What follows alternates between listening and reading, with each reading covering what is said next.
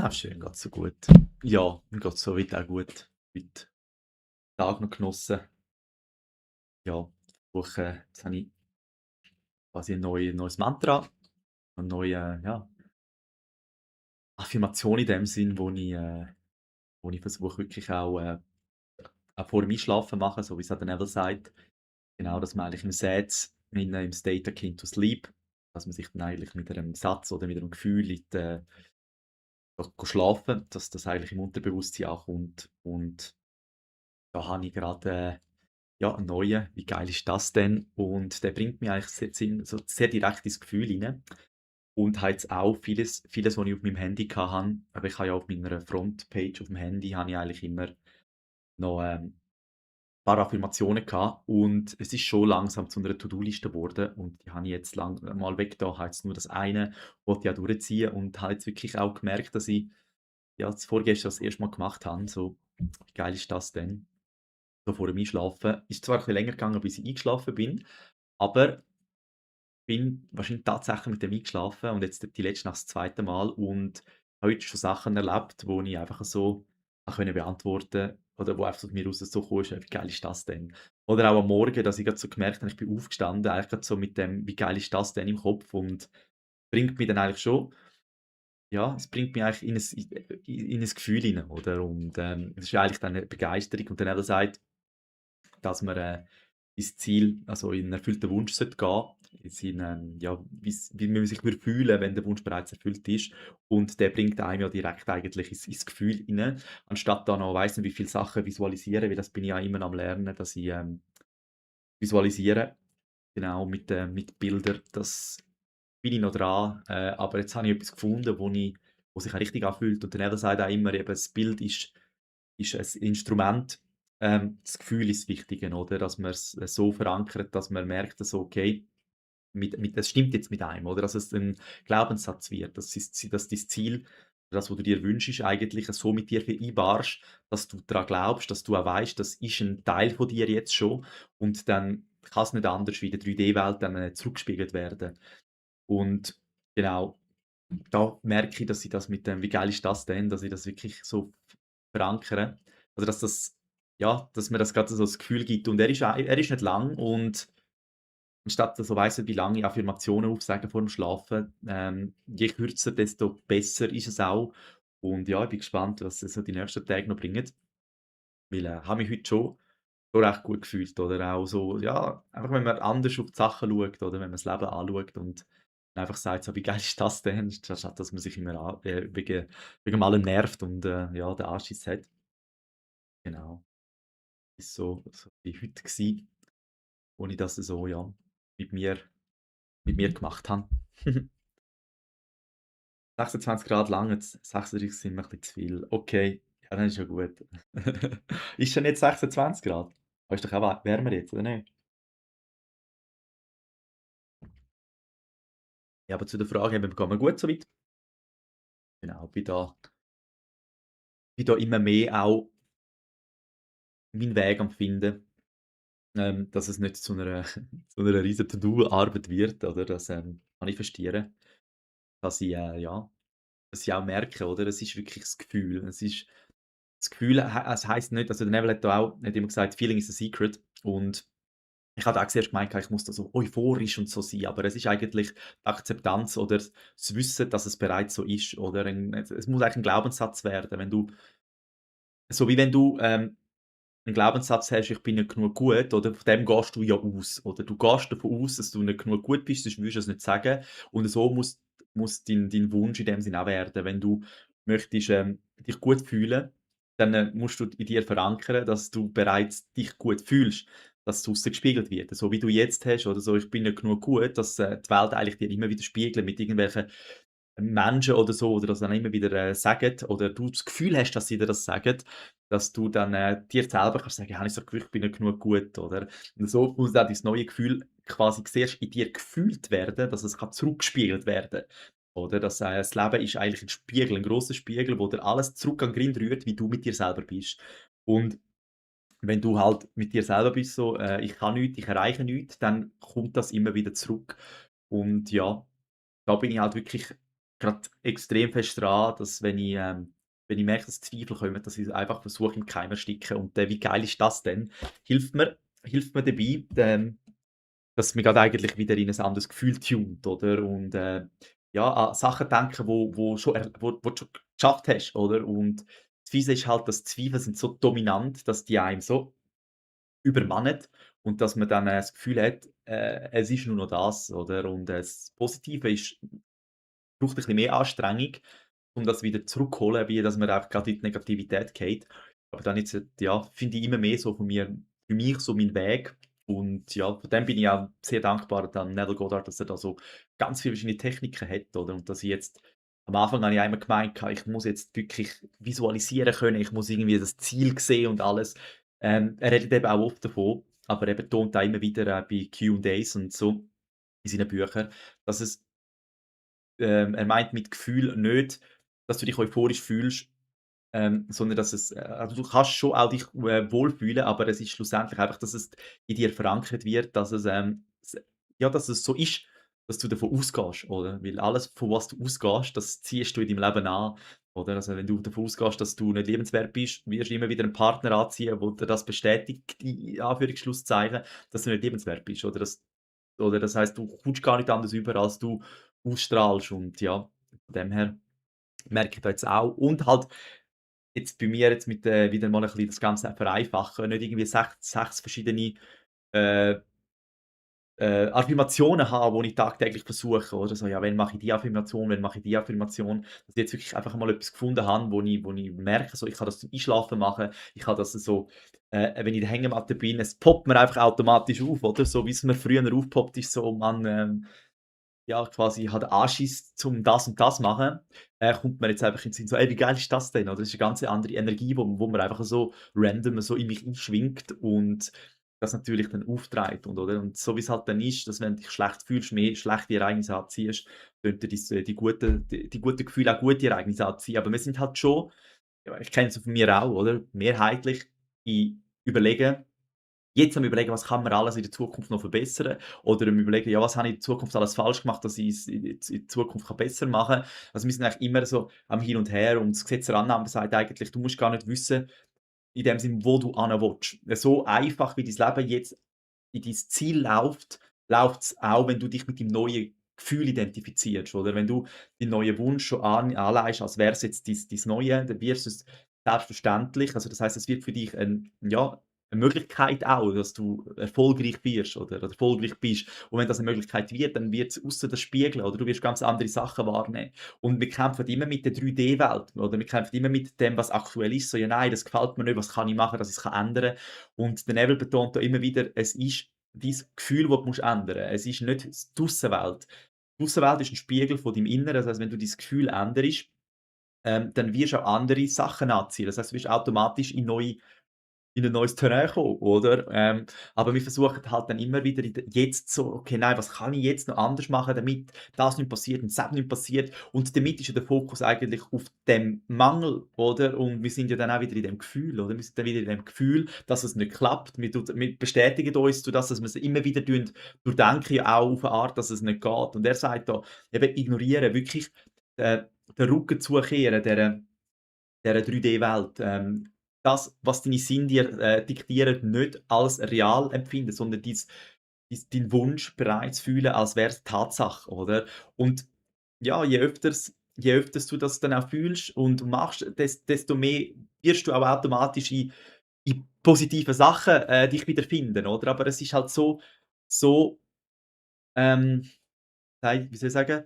Es ist so normal, dass es sich nicht anfühlt, dass das jetzt so dein Gefühl kommt, sondern das Leben funktioniert einfach als wäre es 'n Leben so, oder? Es ist grad schwierig zum Erklären, aber dein Gefühl macht so viel aus, oder wie du dich fühlst. Und wenn du dich schlecht fühlst, oder, dann ist immer alles schlecht. Wenn du dich gut fühlst, dann fühlst du dich, als würde nie kann's gar nicht schlecht gehen, oder? Und so kann die Stimmung eigentlich sehr schnell ändern. Aber er sagt halt eben nicht auf das blicken, wo du nicht willst, nicht dein Augenmerk und nicht anfangen rumstudieren an Sachen, wo du nicht möchtest, sondern wie möchtest du dich fühlen oder wie würdest du dich fühlen, wenn das Problem bereits erledigt ist, wenn das Problem kein Bestandteil mehr ist von deinem Bewusstsein, wenn das nicht mehr in deiner Realität ist.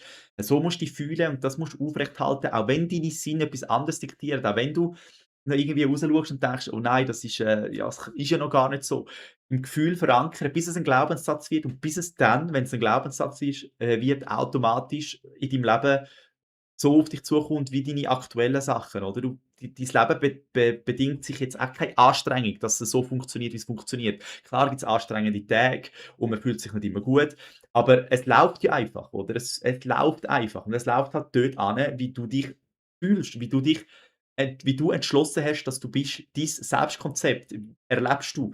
Und wenn du einfach dein Selbstkonzept, dein Innere, deine Gefühle, deine Grundannahme ändern, dann ändert sich die Welt draussen, oder? Das heisst, etwas, wo vorher ein Mensch gesagt hat, ja, die gleiche Aussage kann dich triggern heute, wo dich morgen nicht mehr triggert, oder? Weil du ganz anders auch aufs Leben schaust, oder?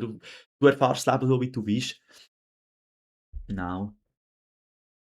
30 Grad die Woche. Ja, 30 Grad war's die Woche, stimmt. Ja, ich kann's bestätigen, es macht jetzt so auf die Schnelle jetzt eben noch zweimal das machen. Ich habe beim ersten Mal ist es mir wirklich gut gegangen, habe ich mir können sagen: „Wie geil ist das denn? Wie geil ist das denn? Wie geil ist das denn?“ Es ist dann länger gegangen, bis ich eingeschlafen bin, aber ich habe wirklich immer wieder so einfach so das Gefühl so innerlich so gehabt: „Es ist wirklich geil“, weißt? Und es sind dann irgendwie so Gedanken gekommen: „Ah ja, das ist“ weißt du, jetzt sind mir dann immer so Blitzgedanken gekommen an Sachen, die ja wirklich gut gelaufen sind, oder? Und wenn man und ich habe dann am Morgen der erste Gedanke, der war, „Wie geil ist das denn?“ Oder? Und wenn man mit Sorgen einschläft, merkt man halt schon, oder, man spinnt die noch so lang, dass man am Morgen, wenn man aufwacht, ja, wahrscheinlich durch das, dass man mit diesen Sorgen eingeschlafen ist, sich erstens mal nicht so gut fühlt und zweitens halt schon wieder, dass das erst die ersten Gedanken sind, oder? Und das habe ich vor allem gemerkt, oder, dass ich mit dem, was ich eingeschlafen bin, wieder aufgewacht bin. Und das tut mir halt dann schon auch ähm, das lässt mich schon auch ein bisschen hellhöriger werden oder dass ich auf das ein bisschen mehr achte, oder? Dass ich halt merke: „Krass, jetzt bin ich so eingeschlafen und so wieder aufgewacht.“ Also, irgendetwas hat's ja wohl in meinem hat's auch in meinem Unterbewusstsein bewirkt oder auch im Schlaf noch weiter geschafft, weil sonst wäre ich so ja nicht aufgestanden, oder? Dann hätte ich's wahrscheinlich vergessen und wäre nicht wieder so gewesen. Und der Nell sagt halt auch, Nacht ist dazu da, dass deine Anweisungen, wo du am Unterbewusstsein gibst, dass das dann eigentlich dein neuer Film ähm, schreiben, wo du eigentlich in der Zukunft wieder erlebst. Das heisst, dein Verstand darum ist es so wichtig, er sagt, darum ist es so wichtig auch eben in der Meditation den Verstand in dem Sinn abstellen, dass er nicht dass du wie an ihm vorbei kannst mit deinen Affirmationen, oder? Das heisst oder halt eben mit länger etwas fühlen, dass es ein Glaubenssatz wird, weil ein Glaubenssatz tut der Verstand nicht mehr anzweifeln. Und das wird dann eigentlich im Unterbewusstsein, einprogrammiert und das Unterbewusstsein ist dann das, wo dann den Tag wieder planen, dass es so abläuft, wie es abläuft, ohne dass du irgendetwas machen musst. Oder so, dass es einfach selbst von alleine dann läuft. Und darum ist es wichtig, sich immer wieder fragen: „Wie würde ich mich fühlen, wenn mein Ziel bereits erfüllt ist?“ Oder sich überhaupt mal fragen: „Was habe ich eigentlich für Ziel? Was habe ich für Wünsche?“ Oder? Und ja, so kommt man dann Schritt für Schritt immer weiter und ich habe es wirklich gemerkt, oder, mit dem, wo ich eingeschlafen bin. Und ich habe schon viele Sachen versucht am Abend, wie zum Beispiel Geld zählen, und das hat mich dann eher frustriert, oder? Eben jetzt, weil ich halt mein Visuelle noch nicht so ist, wie ich mir das wünsche oder wie ich höre, dass vielleicht ein Nebel, das kann, habe ich jetzt für mich einfach eben, wie geil ist das denn, oder? Wo mich direkt ins Gefühl tut, eigentlich direkt ins Endziel von meinem Wunsch, weil angenommen angenommen, ich werde von heute auf morgen oder bin Millionär, dann ist wie geil ist das denn? 'Ne logische Schlussfolgerung. Das heißt immer, du solltest 'ne Szene kreieren, die auf deinen Wunsch folgt. Oder wenn ich jetzt, keine Ahnung, ein Auto gewinne oder so, dann ist ja auch: „Wie geil ist das denn?“ Oder? Es ist eine logische Schlussfolgerung auf etwas und ich limitiere mich jetzt mit dem nicht auf irgendwie, ich möchte 1.000.000 Franken manifestieren, sondern es ist einfach das Ziel, es ist das Gefühl, oder? Und ich lasse jetzt eigentlich die grössere Intelligenz mehr also mich dort anleiten, dass ich das Gefühl bekomme. Und ich habe das heute ja schon ein zweimal im Tag auch erlebt, oder? Und da merke ich halt schon und eben, wie wichtig das es ist, dass man die Sachen anwendet, oder? Nicht, dass man es einfach nur hört und denkt: „Ja, gut ist es“, oder? Weil, die jetzt hören, können denken: „Was erzählt der Fabio für Seich?“ Oder sie können's anwenden und herausfinden und für sich herausfinden, ist es wirklich ein Seich oder erlebe ich das dann auch so, oder? Aber der Mensch ist vor allem heute, er will gar nicht mehr auf ja, er will gar keine, Energie mehr daran verschwenden, irgendetwas ausprobieren. Er ist einfach irgendwie nur noch da und jammert gern und, hört schon viel, hört tausende Podcasts und alles und denkt: „Mhm, mhm“, und kann überall mitreden so, kann seine Meinung kundgeben, aber selber wendet er nie irgendetwas an und bleibt dann immer an seiner Stelle und findet es dann auch noch unfair, dass alle anderen irgendetwas erreichen und er nicht. Aber die Leute, die dann da sind und sagen: „Hey, versucht doch das einmal“, die werden belächelt, wo ja ihm dann vielleicht sogar noch das geben, dass er könnte aus seinem Schlamm raus, dann werden sie noch belächelt und ja, aber eben, das merkt halt immer mehr, er hat's wirklich selber in der Hand und von dem her oder ich gebe gerne meine Erfahrungen weiter, weil, ich bin auch froh, eben die Erfahrungen vom Neville. Was ich bei ihm wirklich verstanden habe, vorher habe ich auch die Sachen einfach gelost, habe gedacht: „Ja, Wissen mit Wissen komme ich ja weiter.“ Es ist mit Wissen weisst, was alles gibt. Das Wissen frustriert dich eher, wenn's nicht anwendest, weil du weisst dann sehr viel, wie's könnte sein, aber schaust dann auf dein Leben zurück und denkst so: „Fuck man, bei anderen klappt's und bei mir nicht.“ Oder? Aber das ist, weil das Wissen nicht anwendest. Darum Wissen ist kann auch frustrierend sein, oder? Wenn man so viel weiss und eigentlich sieht so: „Okay, irgendwie weiss ich das, dass das funktioniert. Bei anderen erlebe ich das. Also, ich glaube das, was ich da auch fühle und was ich da auch sehe, glaube ich, aber ich wende es selber nicht an, darum erfahre ich das nie. Oder? Und dann wundert man sich und ist dann eher frustriert. Und frustriert, dann ist man wieder wenn man so frustriert ist, dass es dann wieder ein Glaubenssatz wird, dass man denkt: „Ja, alle anderen schaffen's und ich nicht“, dann hat man schon wieder sein Mal vorprogrammiert. Und man kommt wieder das über, dass man kann sagen: „Alle anderen schaffen's und ich nicht.“ Darum ist es wichtig, die Sachen anwenden, dass man anfängt merken: „Hey, alle anderen können's und ich kann das jetzt auch.“ Und dann tun sich die Glaubenssätze ändern. Und der Glaubenssatz ändert sich nur durch Erfahrung. Sonst ist es etwas, wo nur intellektuell verstehst. Und jede jede Angst ist, Erfahrung gewesen. Und darum ist es so 'n Glaubenssatz. Alles, was du mal erlebt hast und jetzt irgendeine Angst davor hast und dein Körper dich warnt, dein Verstand dich davor warnt, das ist auch eine Erfahrung gewesen, oder? Sonst wäre das nicht. Jemand, der Angst hat, abstürzen mit dem Flüger, ist ein blödes Beispiel, der hat Angst, weil er schon mal irgendetwas erlebt hat in dieser Richtung. Nur das Hören kann schon auch sein, dass es Bemangel gibt, aber vielleicht ist schon mal vielleicht hat er etwas gehört gehabt und dann hat's mal einen Ruck gegeben im Flüger und jetzt hat er: „Oh nein, jetzt stürzt ab“ und jetzt ist es eine Erfahrung, jetzt hat er Flugangst. Aber das kommt ja nicht einfach so aus dem Nichts raus. Du kannst einfach Flugangst haben. Du kannst dir vorstellen, dass der unwohl ist, aber ja, und so sind halt eben die Erfahrungen, die man machen muss. Genau. Guten Abend, Dardane. Du tust gerne deine Nachrichten zurückziehen, hä? Aber ich habe es schon gesehen gehabt, du hast heute gesagt gehabt, ja, habe mich gerade verredet gehabt. Ja, aber jetzt bin ich da unten, wieder im Chat unten. Ich wünsche dir einen schönen Abend. Ich hoffe, es geht dir gut.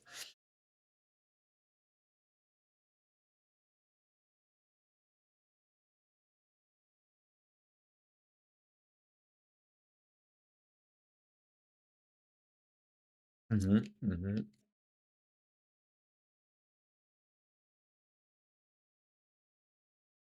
Genau. Nein, und ist ja sich fragen, was das ist wirklich das A und das O, oder? Anfangen herauszufinden, was will ich eigentlich? Was will ich eigentlich im Leben? Weil, wenn man weiss, was man will, dann hat man eine Richtung und wenn man eine Richtung hat, dann kann man darauf hinschaffen. Aber wenn man nicht weiss, was man will, dann hat man keine Richtung und wenn man keine Richtung hat, kann man nicht darauf hinschaffen. Ist eigentlich alles so logisch, wenn man sich das einmal so auf der Zunge zergehen lässt. Aber ja, viele wissen einfach nicht, was sie wollen, oder? Was willst du? Tu dir die Frage mal stellen: „Was willst du wirklich?“ Und wenn dann wenn die Frage kannst beantworten, dann hast du auch ein Gefühl, oder?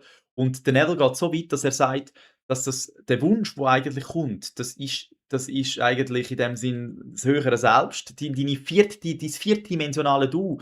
Oder er erklärt das mega mega gut. Ich weiss nicht, ob ich's so wiedergeben kann. Ich habe es verstanden, aber ich weiss nicht, ob ich's so genau wiedergeben kann. Wir haben ja, ich muss es so zeigen, wir leben in einer materiellen Welt und haben das Gefühl, Länge, Breite und Höhe, das gibt uns Formen und die kann man anhand man sieht das ja, oder?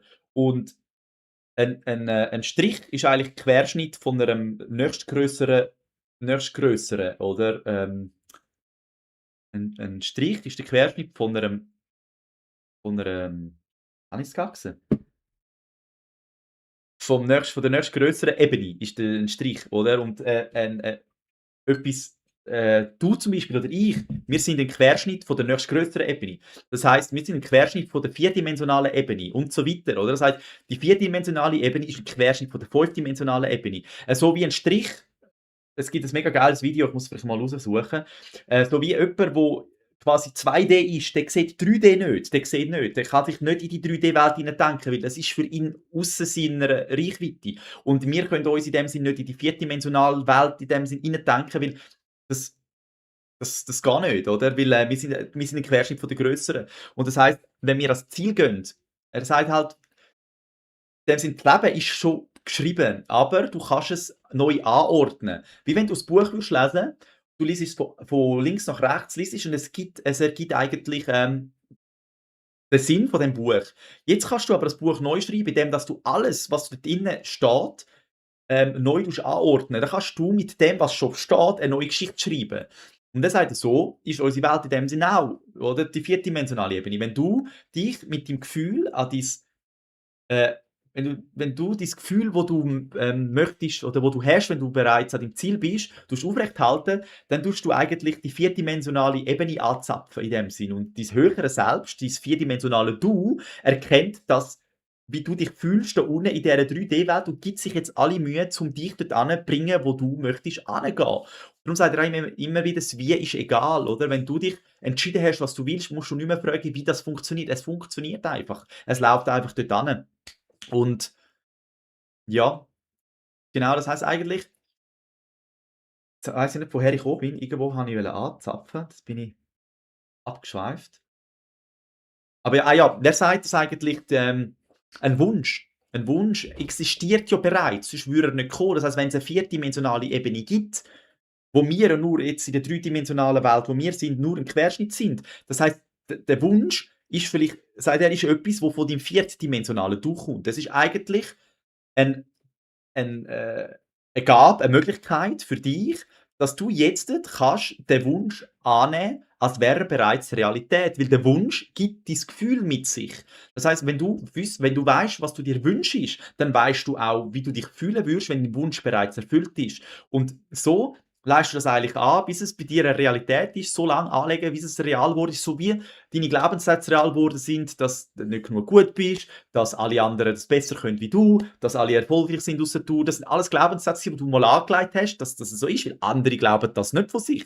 Also das heisst, es hat jeder individuell seine Glaubenssätze so lange angelegt oder so lange an Sachen geglaubt, bis es eine Realität geworden ist. Und so ist es eigentlich der Wunsch, wenn du einen Wunsch verspürst, das vierdimensionale Du, wo alle Ausgänge in dem Sinn schon hat, weil du dort oben neu kannst deine Zukunft neu schreiben, oder? Das heißt, du kannst jetzt schon das Gefühl annehmen, als wärst du bereits an deinem Ziel. Dein Wunsch wäre bereits erfüllt und dann tut das vierdimensionale Du tut alles in dem Sinn umschreiben und tut auch andere Menschen mit in die Gleichung nehmen, dass die dir helfen, dass du dort hinkommst, oder? Und, ja, darum finde ich's also für alle, hört wirklich mal ein paar Sachen von Neville Goddard auf Audible, hat's eigentlich alles.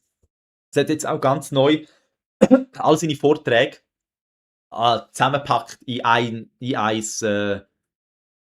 Audio. Da muss man nicht irgendwie 14 Sachen kaufen, da kann man ein Audio kaufen und hat alles drin. Oder das ist wirklich ist genial. Und ich glaube so, also ich habe es ja, man hat es, glaube verstanden. Das muss man aber zurückspulen. Aber ja, ist schon sehr spannend. Und wenn man das so einmal versucht zu überlegen: „Aha, wir sind da die dritte Dimension ist eigentlich nur ein Querschnitt von der nächstgrösseren“, oder? Dann ja, dann sind wir wirklich nichts, oder? Dann haben wir das Gefühl, so: „Ja, super, wie geht denn das noch, oder? Was sind wir denn schon?“ Und dann verblassen auch plötzlich Sorgen. Was mache ich mir da eigentlich für Sorgen, Mann, wenn's da ja noch so viel höher gibt und wenn's ja ein vierdimensionales Du gibt, wo das sieht, wo dein ganze Leben von Anfang bis Schluss in dem Sinn schon sieht, dann kann der dir auch Input geben und das ist mega mega spannend, 'n mega spannender Teil im Buch. Hörst du das sonst noch mal, dann kann ich vielleicht das nächste Mal ein bisschen genauer wiedergeben, aber ich glaube, ich habe es nicht schlecht angebracht. Ja, und wie schnell das sogar einen nachhaltigen Schock kann auslösen. Weisst du noch, mit der Maus, wo am Jogger über den Weg gerannt ist und jahrelang im Schock war deswegen? Ja, ja genau, oder? Das ist so, ja. Es kann schon eben ein kleines Ereignis, wo man ganz anders deutet, kann einem so oder einfach nur das Verschrecken kann einem so wieder drin bleiben. Und das Fiese ist, ich habe das grad heute gelesen, dass eigentlich alles Negative in dem Sinn vor Gefahr, also unser Körper will uns vor Gefahr schützen, oder? Und der speichert eigentlich alles wo mit Gefahr zu tun hat, ab, weil biologisch gesehen ist es am wichtigsten, dass wir überleben, oder? Dass wir können unsere Nachkommen sichern, dass unsere Spezies überlebt. Und darum tut die Gefahr höher werden, wie zum Beispiel Freude. Also, man weiss es jetzt auch wissenschaftlich, dass man sich fast 15 bis 20 Sekunden in 'nem Gefühl innen muss verweilen, dass es überhaupt, äh, unser Hirn tut neu strukturieren, dass eigentlich die, wie heisst's jetzt? Habe ich's immer gewusst und genau jetzt, wo ich's brauche, ist es mir verfallen. Ähm, dass eigentlich die Pfade in unserem Kopf neu tut legen. Wie heisst das? Dora weiss es. Schreibe bitte.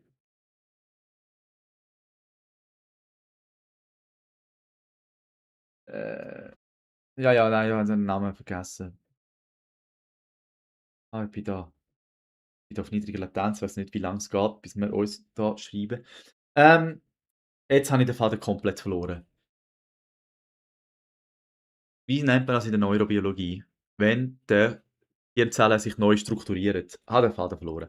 Ja, auf jeden Fall, dass es eigentlich 'n gewissen Reiz braucht, oder? Und der Reiz muss mindestens 15 bis 20 Sekunden anheben.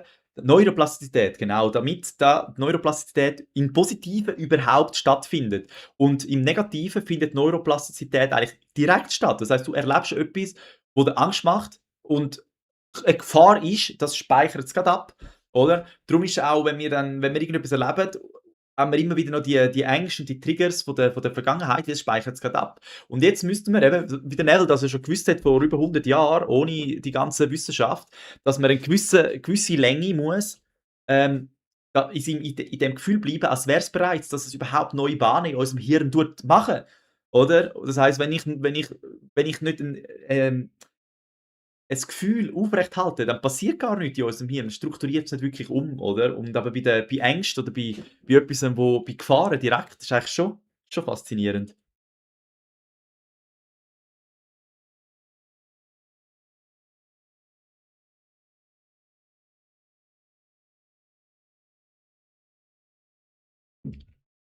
Ja, das hast du geschrieben gehabt, ja. Nein, ich habe den Zusammenhang gemacht. Ich habe gerade den Faden verloren, habe Neuroplastizität irgendwie.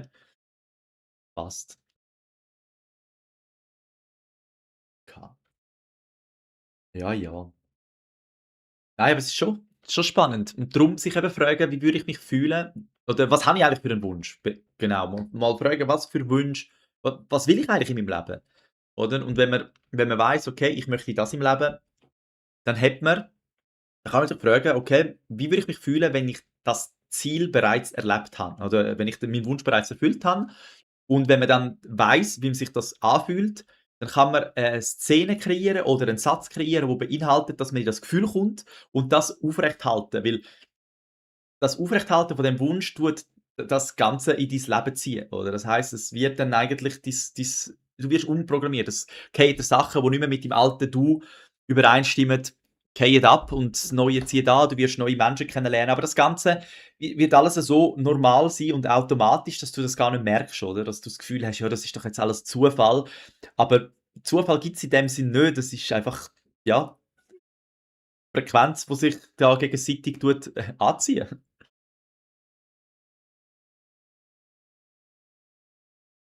Potenzial hast du am Samstag gesucht. Mhm. Ah.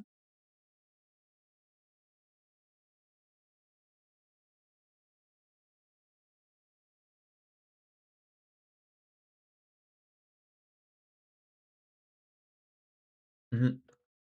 Was ich mal noch versuchen weißt du, was ich das nächste Mal versuche? Ich kann auch direkt bei YouTube live gehen. Vielleicht versuche ich das einmal. Vielleicht gibt das bessere Möglichkeit, dass ich mal ein bisschen ausgespielt wird.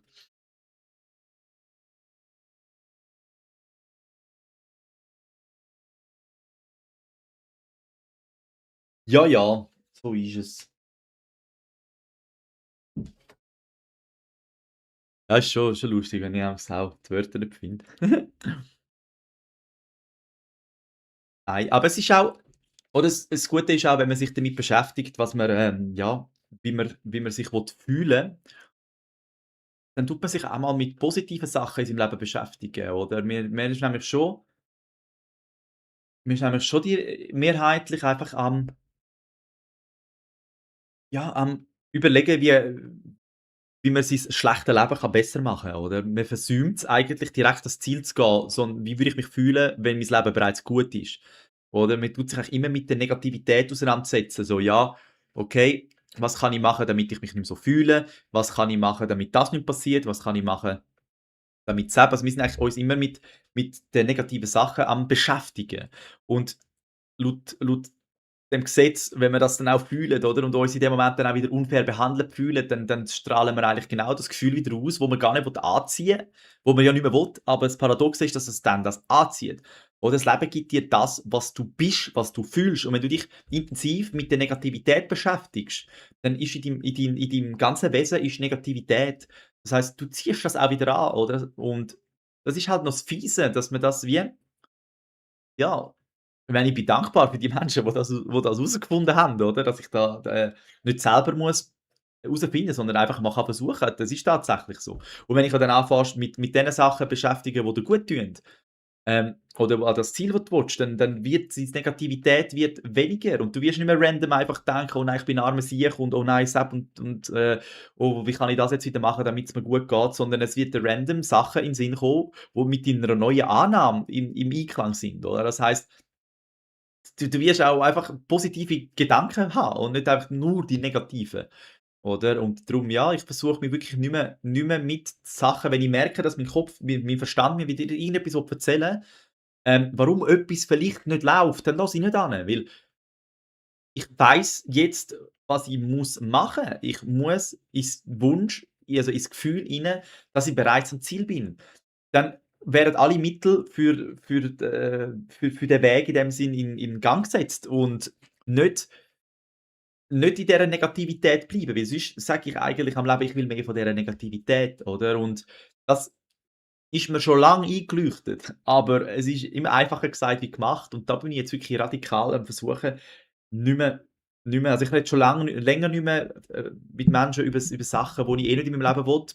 Das genau und, jetzt zum Beispiel auch immer weniger mit der Zora versuche ich auch eben Sachen, wo ich weiss, das bringt nichts, oder? Wo ich weiss, okay, ich komme mit dem nicht weiter, wenn ich das noch mal erzähle. Was ich auch gemerkt habe, wenn ich dann zum Beispiel wieder etwas erzähle, was mich belastet, dann sinke ich nur erst recht in die Emotionen, oder? Das heisst, dann kommt 'n neues Gefühl und dann merke ich wieder, okay, und dann kommt plötzlich die anderen haben's, ich nicht. Und darum lasse ich das einfach, oder? Ich nehme mir die Ursachen weg, die mich wieder in das reintun. Und wenn ich merke, okay, es geht mir schlecht, dann rede ich halt jetzt nicht in dem Sinn drüber oder mit Menschen, wo ich weiss, dass sie mich dass sie nicht die Negativität dass man nicht dort rein rumbohrt, sondern eigentlich ins Positive umschwenken. Und ja, das sind alles Prozesse, wo man, ja, Schritt für Schritt kann angehen und auch merkt, oder, wenn man sich positiv einstellen, dass man auch Positives erntet, oder? Du erntest, was du säst.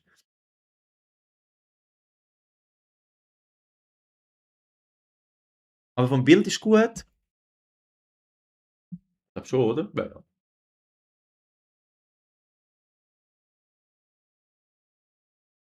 Hm, genau. Ja, sonst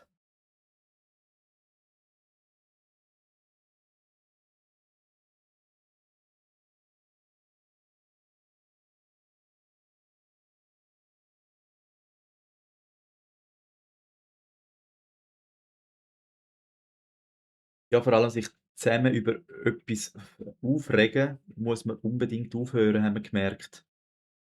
Das kann einfach so viel Raum einnehmen, ist wie immer ein Gesprächsthema. Ja, die Negativität tut schon sehr fest den Raum einnehmen.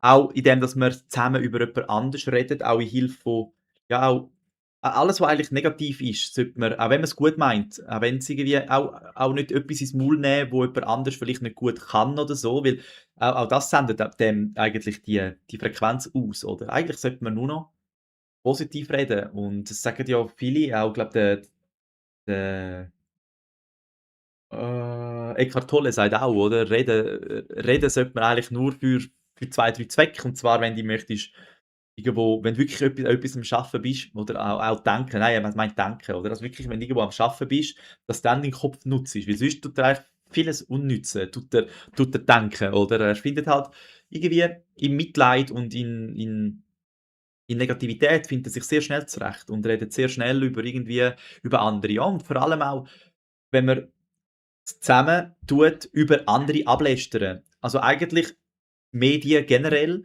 wo etwas vorgeben und der Mensch ja dann Gesprächsstoff hat, weil er kann einfach, was in den Medien ist, wiedergeben und man hat schon mal 'n Feind. Man hat schon mal zusammen 'n Feind, oder? Das heisst, man weiss nicht, was man sonst reden kann, dann kann man über das reden, was im Fernsehen oder was im Radio so erzählt wird und kann sich zusammen gegen jemanden verfeinden, verbünden. Und das Fiese ist dann, in dem Moment, wo man das hat man einen gemeinsamen Nenner. Und der gemeinsame Nenner, weil man ja sonst eh nicht weiss, was reden, ist dann beim nächsten Mal wieder der Gesprächsstoff.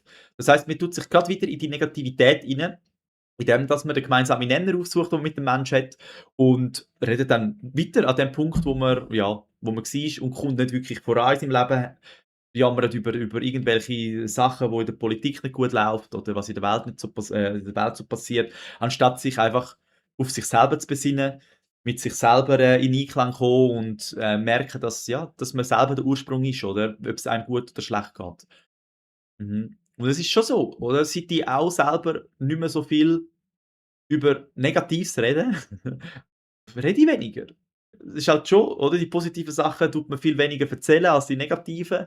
Ja, aber es ist auch gut. Es ist auch 'n Wunsch von mir, dass ich mal ein bisschen zur Ruhe komme, mal ein bisschen, ja, ein bisschen nicht alles muss erzählen, was mir grad durch den Kopf geht. Und es ist schon so, das, wo in den News ist das, wo in aller Munde ist und was in aller Munde ist, schweisst die Menschen zusammen, aber halt, wenn sie in der Negativität zusammenschweisst, tust du halt in 'ne negative Z investierst einfach in 'ne negative Zukunft.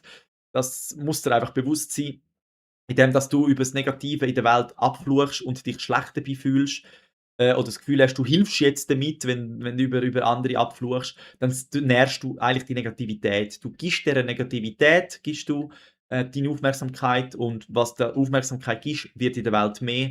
Du müsstest dich komplett entziehen, du solltest dich nicht über die Negativität aufregen, du solltest der keine Aufmerksamkeit mehr geben, weil dann stirbt das auch in der Welt irgendwann aus, weil wenn niemand mehr die News konsumiert und über Schlechte redet, dann müssen die News über etwas anderes konsumieren. Aber die News sind ein Spiegel von unserem Sein und merken, okay, der Mensch zerbricht sich gerne das Maul über andere, haben wir grosse Einschaltquoten, also machen wir das, dass sich die Menschen weiterhin den Mund zerbrechen können.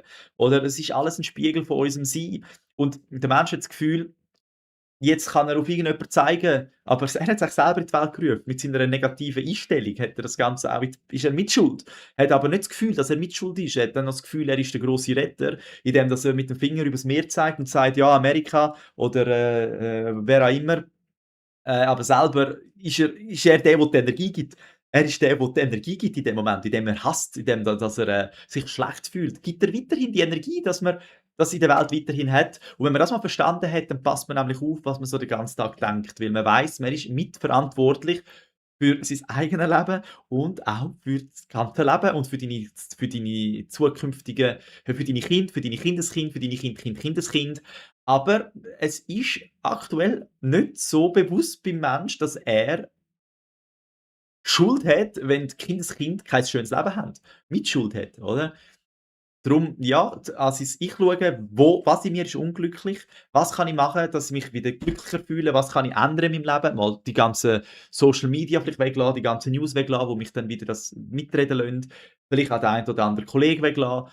Wenn es einem nur schlecht geht, dann weiss ich nicht, ob's ja, dass man halt vielleicht einmal, die Umgebung ein bisschen wechseln muss, mal ein bisschen schauen oder eben sich ins Gefühl hineinfühlen. Wie würde ich mich fühlen, wenn ich glücklich bin? Wie würde ich mich fühlen, wenn ich glücklich bin? Und der Mensch fühlt sich in der Regel aktuell nicht glücklich, weil wie kann man sich, ohne dass man sich das fragt und bewusst ins Gefühl begibt, dass man glücklich ist, wie soll man in der heutigen Welt überhaupt glücklich sein? Überall wird nur geredet, was alles schlecht läuft. Man redet mit den Menschen nur, was schlecht läuft. Egal welchen Sender das man einstellt, hört man wieder, wer alles wo überall, Bomben runterkommen und so. Wie will man sich da glücklich fühlen, oder? Darum ja, abstellen den Seich und sich selber fragen: „Wie würde ich mich fühlen, wenn ich glücklich bin?“ Weil versuchen, kann ich überhaupt Glück in mir selber erzeugen? Geht das? Oder kann ich nur Hass, Wut und Angst in mir erzeugen, was automatisch ist, oder? Durch die ganze Suggestionen mit diesen Nachrichten, oder? Dass man halt dann grad wieder automatisch in dieser Negativität ist, wenn man wieder schon nur Putin hört oder was auch immer, oder? Dass man da schon grad wieder 'ne Meinung hat und alles Mögliche, anstatt sich zu fragen: „Ja, wie viel kann ich jetzt bewirken?“ Ich weiß, ich kann bewirken, indem dass ich mich in meiner Frequenz und in meiner Energie auf eine friedliche Welt einstelle, hilfe ich an einer friedlichen Welt bei. Und nicht indem, dass ich weiss, wer alles Scheiß am Stecken hat, sondern wir wissen's ja schlussendlich eh nicht. Wir glauben einfach, was erzählt wird, oder? Wir wissen's ja eh nicht. Wir glauben's einfach. Und was man aber weiss, ist, wenn dich fragst: „Wie würdest du dich fühlen, wenn's dir gut geht?“ Das Gefühl, das weisst, das kannst du fühlen und an dem anfangen heben, an deinen guten Sachen anfangen, heben und nicht die Negativität in der Welt noch nähren.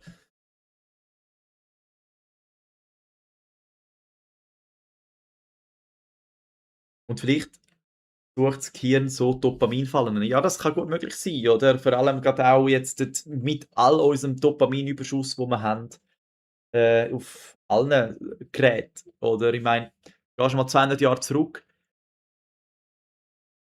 Dort hast du noch nicht schnelle Autos gehabt, die dir Dopamin geben können. Dort hast du noch nicht Handy gehabt, wo jedes Scroll Dopamin ist, noch kein Game-Dopamin, noch keine permanente Nachrichten, die dir Dopaminkick geben. Dort haben wir das noch alles noch gar nicht gehabt oder wir sind noch nicht so überstimuliert gewesen. Ja, habe ich auch das Video darüber gemacht, zu dem Thema. Habe ich auch auf dem Kanal sonst. Mhm.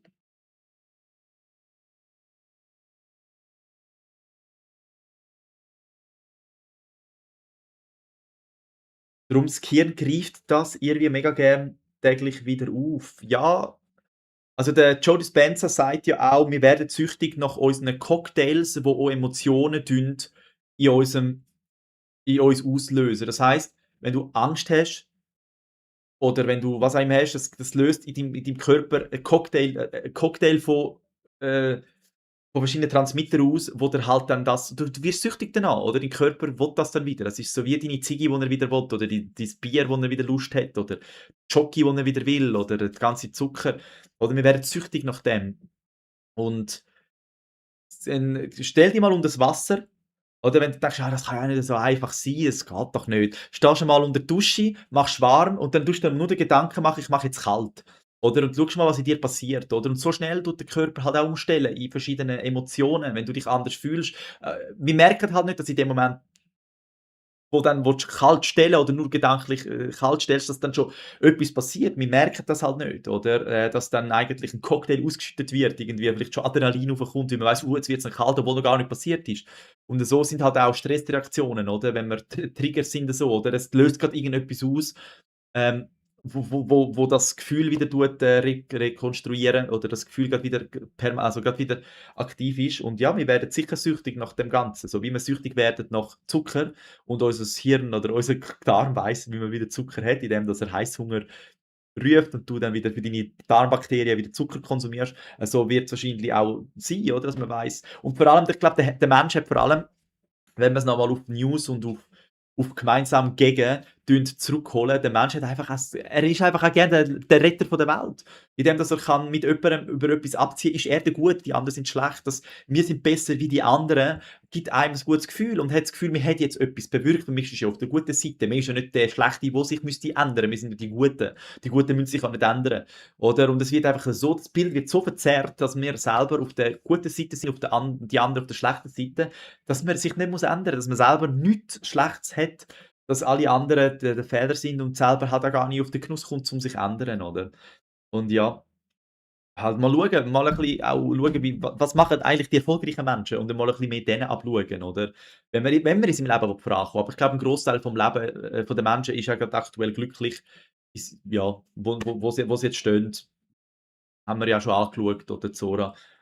glaube, der Großteil will gar nicht weiterkommen und das ist aber auch okay, oder? Das muss jeder selber wissen. Aber ja, ich vermute eben auch, der Mensch hat das Gefühl, er muss so viel machen oder dass alles so schwer ist. Aber eben mit dem Gesetz der Annahme ist es eigentlich ein Bubi einfach. Man muss anfangen, sich bewusst überlegen, 24 Stunden überlegen, was denke ich die ganze Zeit. Dient der Gedanke mir? Nein, also denke ich den nicht mehr. Fertig. Das ist schon mal ein Anfang. Und dann fragen, wie würde ich mich fühlen, wenn ich bereits am Ziel bin? Das versuchen aufrechtzuerhalten. Mit dem Gefühl ins Bett gehen, alles, was nicht mit deiner Annahme übereinstimmt, anfangen ausblenden. Nicht, nicht einen Mangel anfangen akzeptieren, wirklich nicht. Weil auch ein Mangel ist nur etwas oder eine Sorge ist nur etwas, wo du wieder in dein Leben einlebst, oder? Es ist halt alles, was du fühlst und für wahr haltest, kommt in dein Leben. Darum müssen wir anfangen, neue Sachen für wahr halten. Und alte Sachen, indem dass man sie nicht mehr beachtet, tun sie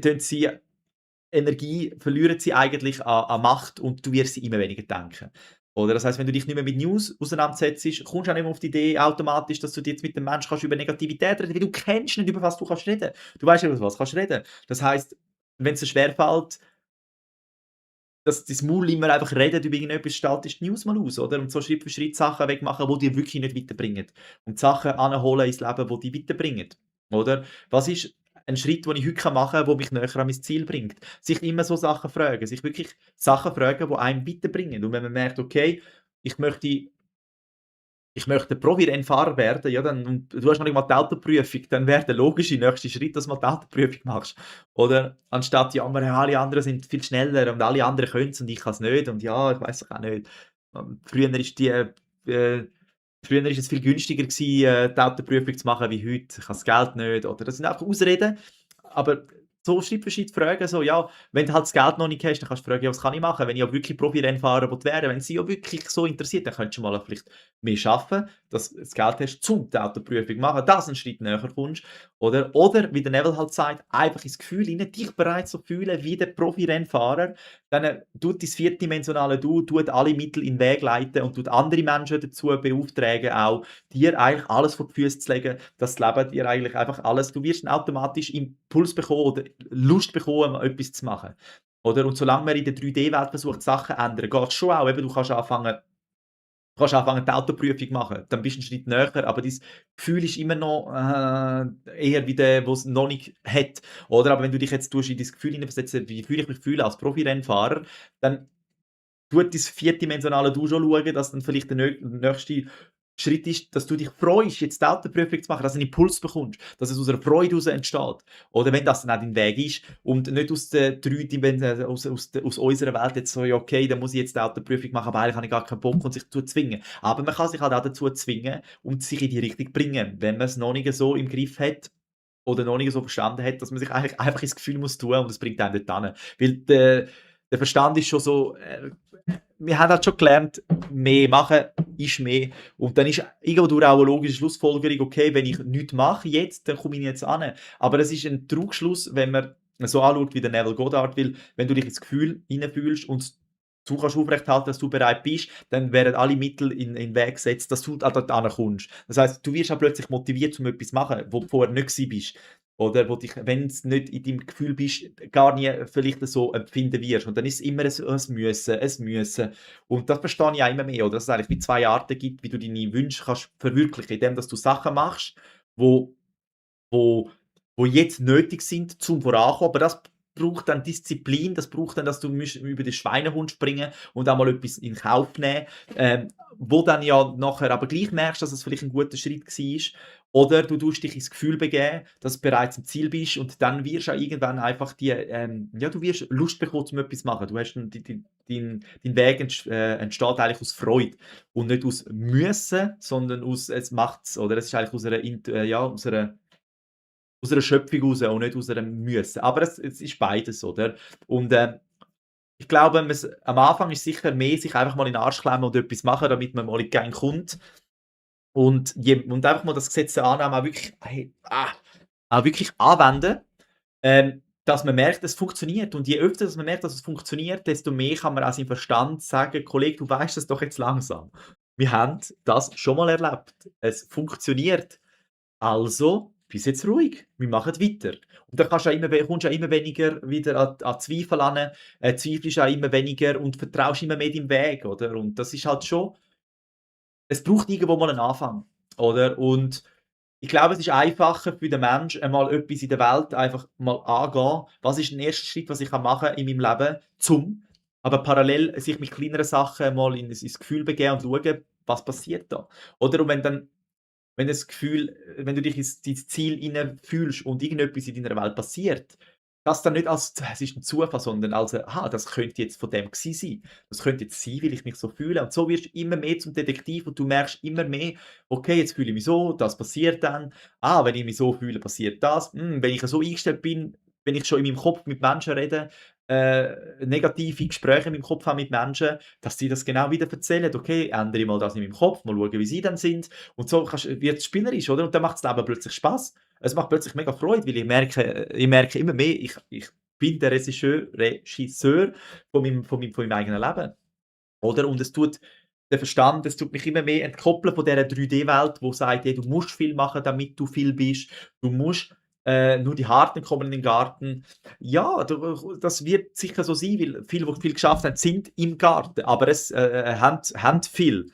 Aber es haben auch viele, die wenig in dem Sinn Anstrengung gemacht haben, viel in ihrem Leben. Darum, es stimmt nicht bedingt, oder? Nicht darum, die Glaubenssätze, die nehmen immer weniger Raum ein, auch in meinem Leben, dass ich da jetzt einfach auch weiss, ey, es kann auch einfach sein. Menschen können's einfach. Oder gehst mal schauen, es gibt Menschen, die sind am Krüppeln, Krüppeln, Krüppeln und kommen nirgends an. Es gibt solche, die krüppeln gar nicht und haben alles erreicht.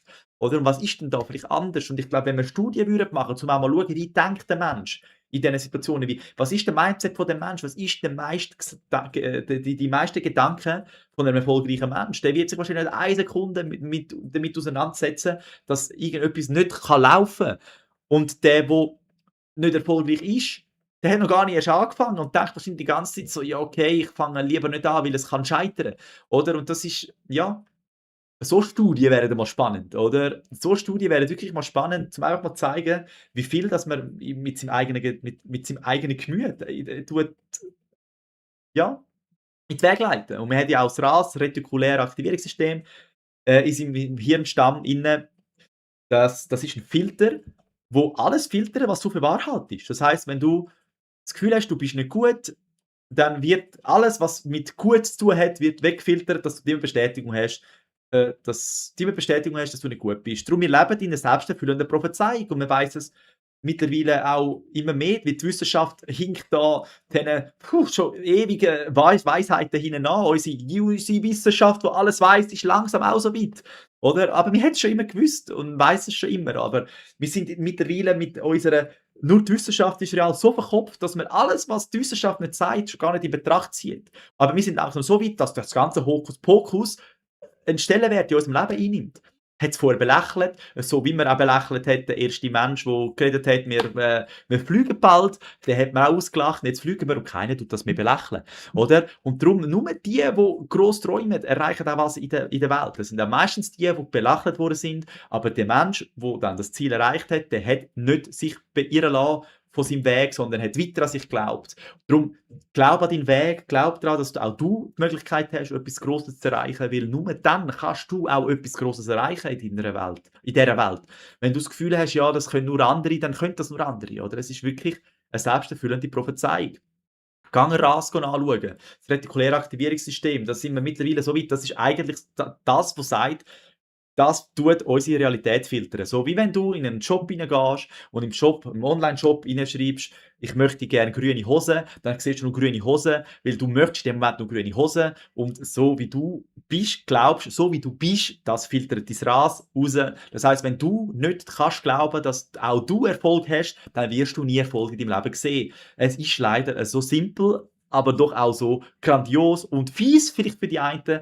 Aber wenn man das weiss, dann kann man halt sein Leben einfach in andere Bahnen lenken, oder? Und dann muss man anfangen gut zu sehen, anstatt schlecht zu sehen. Anfangen wohlfühlen, statt schlecht fühlen. Anfangen mit Menschen, die dich positiv bereichern, umgeben und nicht solche, die dich noch auf deine Negativität hinweisen, oder? Das sind halt einfach so Sachen, man kann halt vieles ändern, wenn man wenn man will, man kann wirklich vieles ändern in seinem Leben, oder? Man hat alles in der Hand, aber es braucht halt einfach einmal die ja, man muss es einmal angehen.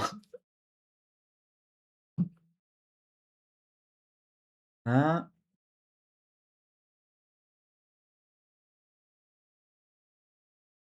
so emotionale Gespräche sind doch auch Dopaminfallen. Ja, das glaube schon auch.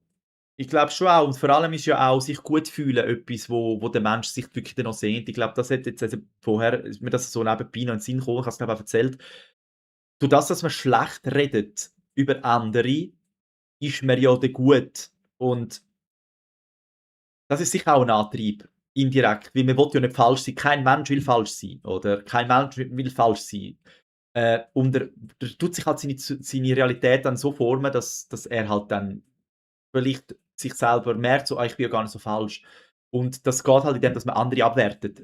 Tut man sich indirekt aufwerten, oder? Wenn man das so weil wenn andere so schlecht sind, dann kann ich ja gar nicht so schlecht sein, oder? Und ich glaube, das hat sicher auch etwas damit zu tun, dass, ja weil ich Menschen, die erfolgreich sind und Menschen, die, 'n gesundes Selbstbild haben und wissen, was sie können, die reden nicht schlecht über andere. Die gehen nicht ins Internet und flamen andere. Das sind Menschen, die selber nicht so stark in ihrer Mitte sind, und sich triggert fühlen von anderen, oder wo's eben sind. Und darum auch die kommen immer den Spiegel über, oder? Die sehen dann in jemandem plötzlich ein Problem, obwohl es ja gar kein Problem ist und nehmen sich dann zum Teil noch Zeit, zum 'n riesen Kommentar schreiben, oder? Ist ja noch schön, dass die, wo irgendwie sagen, was für 'n Zeichen das erzählst, dass die sich mega Zeit nehmen, im Gegensatz zu anderen. Aber ja, so ist es, oder? Man will halt das dann auch wieder vernichten, dass man selber nicht muss wachsen und ja.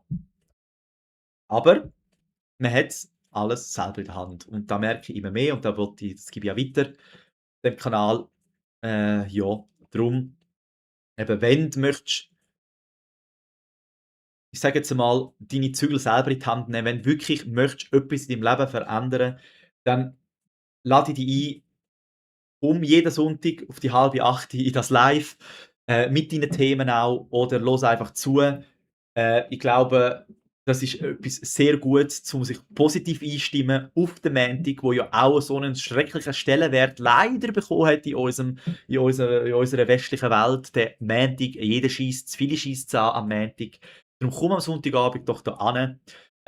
Und dann schauen wir zusammen an, dass der Montag gar nicht so scheiße ist, wenn deine Einstellung änderst und dass du heute kannst deine Einstellung ändern, dass du bald keine scheiß Mäntige mehr hast, wenn du dein Leben willst ändern, dass du das kannst heute anfangen in dir verankern und, somit auch eine andere Zukunft hast. Ich glaube, das ist eine sehr gute Investition, auf die 7:30 da hinzukommen.